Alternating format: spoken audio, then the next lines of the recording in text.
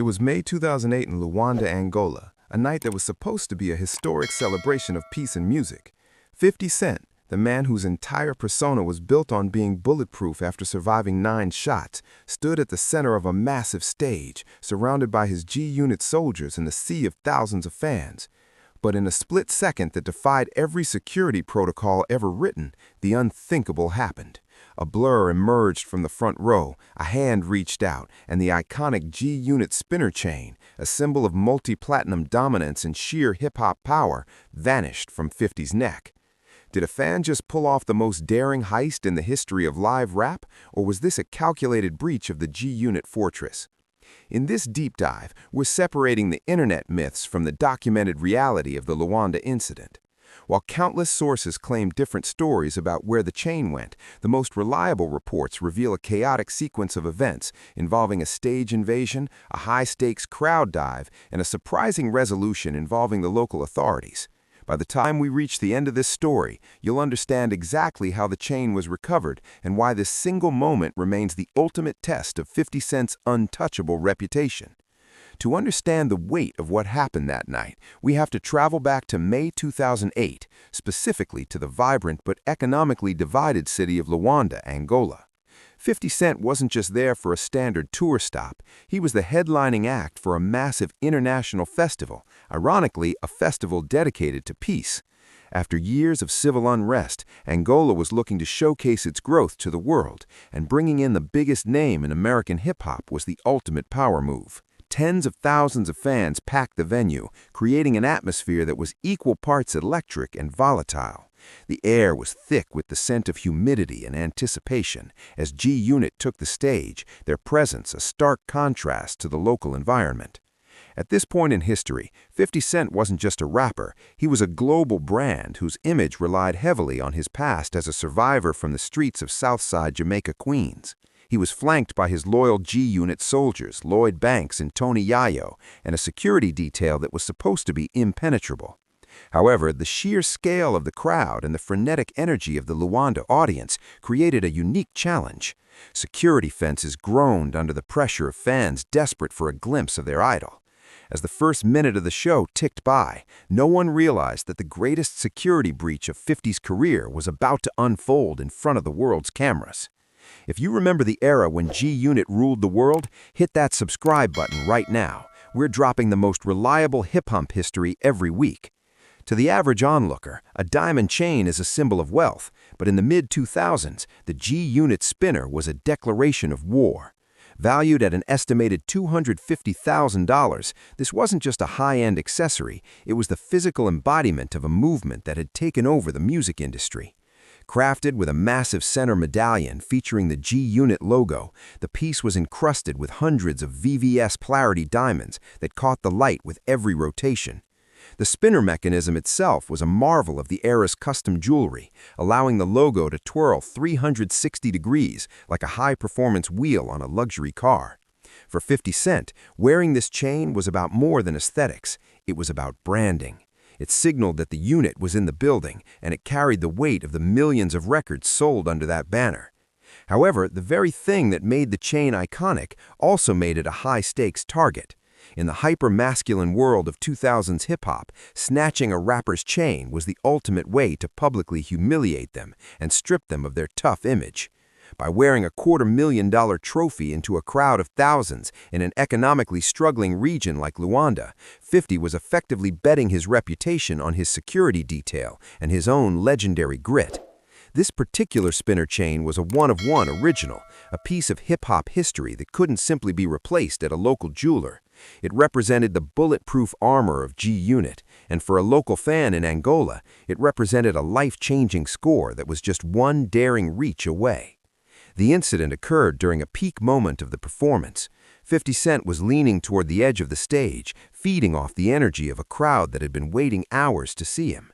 In a professional concert setting, there is typically a no-man's land or a barricaded pit between the front row and the stage, but in the heat of the Luanda show, those lines became blurred. A local fan, later identified in reports as Bruno Carvalho, spotted a momentary lapse in the perimeter security. while the G-Unit bodyguards were focused on the larger crowd dynamics and potential threats from the wings. Carvalho exploited a blind spot.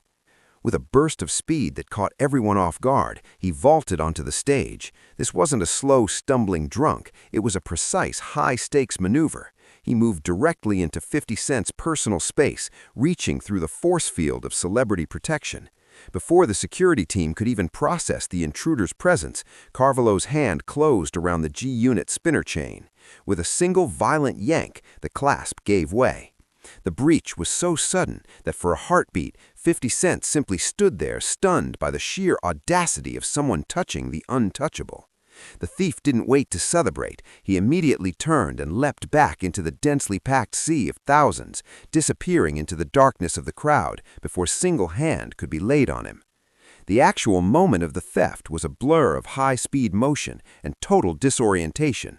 50 Cent was right in the middle of a high-energy verse when the fan, identified as Bruno Carvalho, executed his move. It wasn't a clumsy attempt. It was a targeted, surgical strike. As the fan reached out and snatched the heavy diamond piece, the force was enough to momentarily jerk 50's head forward, snapping the industrial-strength clasp. In the grainy concert footage that surfaced shortly after, you can see the split second where the G-Unit spinner disappears from his neck, leaving only the bare skin of his chest visible under the stage lights. The thief didn't wait to gloat. He immediately pivoted and leapt back into the densely packed crowd, essentially using the sea of people as a human shield. For a moment, the music continued to play, but the atmosphere on stage shifted from celebration to survival mode. Tony Yayo and the rest of the unit froze as they realized what had just occurred. This was a direct hit on the brand's dignity. The snatch wasn't just a physical loss of gold and diamonds, it was a psychological breach of the G-Unit legend. The thief had managed to do what rival rappers had only dreamed of doing. He had touched the king and taken his crown.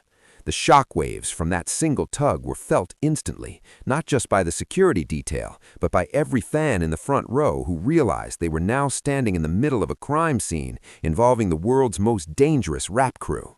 Would you have dived into that crowd? Let us know in the comments and like this video if you think 50 is the toughest in the game. When the chain was ripped from his neck, 50 Cent didn't wait for his security team to devise a plan or for local law enforcement to open an investigation. In a move that became instant hip-hop folklore, the biggest boss reacted with the raw, street-bred instinct that defined his early career. He didn't just point or shout, he physically launched himself off the stage and into the chaotic swarm of thousands of people. Imagine the scene, a global superstar worth hundreds of millions of dollars diving into an unpredictable crowd in Luanda to reclaim his property. It was a moment of pure, unscripted intensity that proved 50 Cent was willing to risk everything to defend his brand. The crowd erupted into a frenzy as 50 and his G-Unit soldiers, led by the formidable Gouda, plunged into the melee. For several tense minutes, the show transformed from a concert to a recovery mission. Eyewitness reports and grainy footage show a sea of hands and the frantic movements of security trying to keep pace with a rapper who had gone rogue. This was about so much more than a piece of jewelry. It was about the message that you cannot take from 50 Cent and expect to walk away unscathed.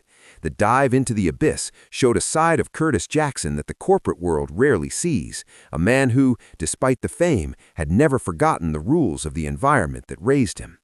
The chaos of the initial stage dive left the audience and the international media in a state of absolute frenzy.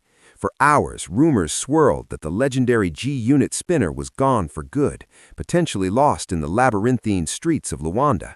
However, the true story of its recovery is far more fascinating than the theft itself.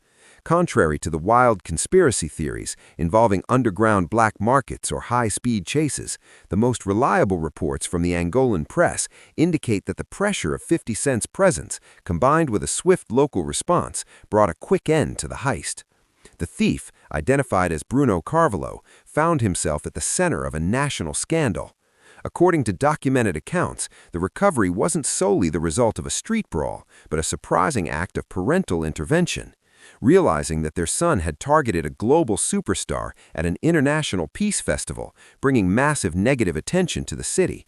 Carvalho's own parents reportedly turned him in to the authorities. Under the weight of impending criminal charges and the terrifying reality of being hunted by 50 Cent's security, the chain was surrendered. Reports from TMZ at the time even suggested that 50 Cent had a direct physical confrontation with the individual before reclaiming his diamonds. By the time the G-Unit crew boarded their private jet to leave Africa, the chain was safely back in 50's possession, battered but unbroken. The 2008 Luanda incident didn't end with a missing chain. It ended with the reinforcement of one of the most resilient brands in music history. While the theft was a momentary breach, the way 50 Cent and the G-Unit crew handled the aftermath proved that their reputation wasn't just a marketing gimmick, it was a way of life. By diving into that crowd, 50 Cent sent a clear message to every fan and every rival. The armor might be made of diamonds and gold, but the man underneath is made of something much tougher. The recovery of the chain, facilitated by the thief's own family, serves as a surreal reminder that even halfway across the world, the influence of the biggest boss is